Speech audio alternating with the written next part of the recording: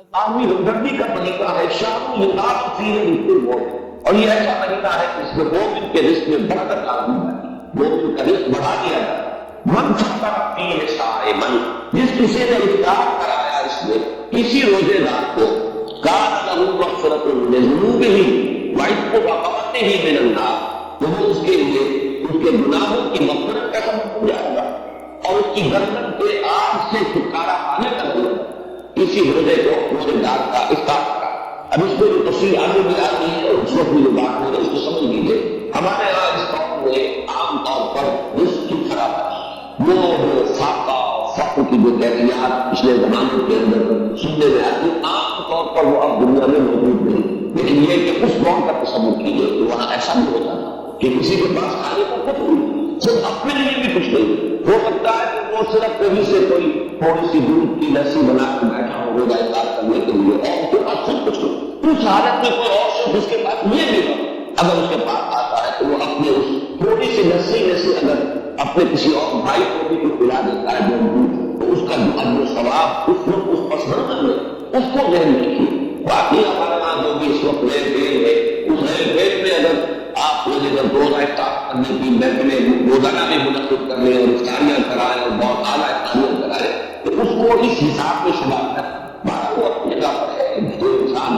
احباب کے ساتھ محبت کے ذاتی کے لیے کرتا ہے اور وہ محبت خالص اللہ کے لیے، اللہ کے دین کے لیے، اس کا اپنی جگہ پر اجر و ثواب ہے۔ لیکن یہ جو اجر و ثواب بیان ہو رہا ہے اور جس درجے کا اجر و ثواب بیان ہو رہا ہے اس کے لیے اس قسم کے پس منظر کو سامنے رکھنا ضروری ہے، ورنہ ایک بہت مبالغہ کا معلوم ہوتا ہے ایک دوسری بات کے اوپر اتنا بڑا ثواب، لیکن اس کو اگر اپنے اوپر انسان تعریف کرے جیسا چاہتا ہے بہت سے صاحب کے بارے میں انہیں تو فاتح ہوتے اور کئی وقت کے فاتح اصحاب شفاعت کہیں سے کچھ آگے آیا نہیں آیا، کئی کے وقت کے فاتح ہو۔ حضرت ابو ہریرہ فرماتے ہیں رضی اللہ تعالیٰ، کیونکہ وہ بھی اصحاب شفاعت میں شامل تھے، تو ایسا بھی ہوتا تھا کہ کئی وقت کے مسلسل فاتح کی وجہ سے وہ شکایت، لیکن لوگ یہ سمجھتے تھے کہ شاید انہیں دلی کا دباؤ، لہٰذا وہ گردن پر پاؤں رکھتے اور دباتے۔ یہ کیسے بات ہو، کیونکہ اللہ تعالیٰ نے جو جناب محمد رسول اللہ صلی اللہ علیہ وسلم کو دیا اس میں وہ جبری مساوات نہیں، وارنٹری تھا جو معاملہ، جو بھی جو زکات ہے وہ فرض، لیکن یہ باقی صدقہ خیرات اپنے رزق میں دوسروں کو شامل کرنا پھر لوگوں کے اپنے جذبے پر چھوڑ دیا۔ لہٰذا وہاں انصاف کے عام طور پر یہ اسی قسم کے حالات پورے مدینے میں تھے۔ وہ واقعہ کیا ہے کہ حضور صلی اللہ علیہ وسلم کو کئی وقت کفا تھا، لیکن ظاہر بات ہے کہ حضور کسی کے سامنے دس سوال دراز کرنے والے تھے، اتنے حضرت ابو بکر آ جاتے ہیں، ان کی کیسے بھی ہوئی حضور دیکھ لی جاتے ہیں، اس سے اندازہ ہو جاتا ہے کہ فاقہ حضرت عمر آئے کہ حضور پھر ان دونوں کی وجہ سے اٹھے، ان کو دیکھ کر ایک انصاری کے بعد میں پہنچے۔ اب ان انصاری صحابی بھی بنے کہ حضور کی بڑے فوراً بعد میں سے کچھ حضوروں کے کوشے کچھ اور چیزیں لا کے فوراً رکھی اور پھر چھری ہاتھ میں لے کر دوڑنے لگتے کہ کسی جانور کو ذبح کرے، اور پھر یہ کہتے ہیں آپ کا اہتمام کہ حضور نے فرمایا کہ کسی دودھ دینے والے جانور کو حوالہ کرنا، کوئی عورت ہو، بکری ہو، دودھ دیتی ہو، بچوں کے لیے ہو، ایک دریا بندہ ہو تو اس کو ذبح کر مارا۔ اس کے بعد وہ جیسا کہ آپ کو معلوم ہے کہ وہاں گوشت اس طرح تیار نہیں ہوتا تھا، تو بس یہ کہ اس کو گوشت کو تیار کیا اور سیکا ان کے اوپر گوشت تیار کھانے، وہ حضور نے بھی قرآن میں فرمایا، حضرت ابو بکر نے، حضرت عمر نے، اور پھر حضور نے فرمایا گوشت کا تھوڑا سا ٹھنڈا لے کر اس پر چند روٹیاں کہ عائشہ کو بھی دیا، اسے بھی کئی وقت رضی اللہ عنہ۔ ان حالات کو دیکھیے کہ اس میں یہ کہتے ہیں کہ ایک آدمی جبر کرتا ہے، اس نے فرض کیجیے کہ شہری کے بعد سے کچھ نہیں ملا، روزہ ایسے ہی کیا،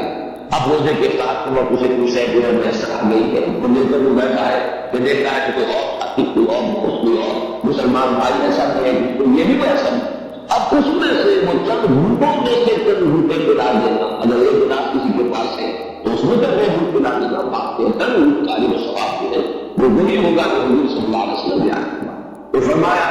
من فطر فیہ صائما کان لہ مغفرۃ لذنوبہ وعتق رقبتہ من النار وکان لہ مثل اجرہ من غیر ان ينتقص من اجرہ شیء، اور اس افطار کرانے والے کو بھی روزہ رکھنے والے کے برابر ثواب ملے گا، بغیر اس کے کہ روزہ رکھنے والے کے ثواب میں کوئی کمی نہیں، اس کا خود آپ کا جو ثواب ہے لیکن جس نے افطار کرایا ہے اس کو اس کے برابر اجر ملتا ہے۔ قلنا یا رسول اللہ، ابھی حضرت سلمان فارسی فرما رہے ہیں کہ ہم نے عرض کیا ہے اللہ کے رسول صلی اللہ علیہ وسلم، لیس کلنا یجد ما یفطر به الصائم، حضور ہم میں سے ہر ایک کو یہ مسئلہ حاصل کریے کہ جس سے روزہ کسی روزے دار کا روزہ افطار کرا سکے. ہم پر تو سب جو ہے بہت فخر کا روزہ ہے، بہت احتیاط کی تکلیف. جیسے کل ہونا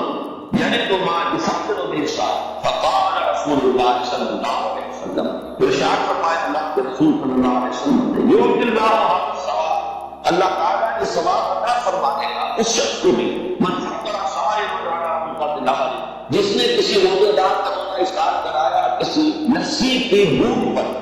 اور شربت من ماء، یا پانی بھی کسی وقت اس طرح کا کیا ہو جاتا ہے کہ پانی نہیں تو پانی میں سے بھی کسی کو حصے دار بنا لیا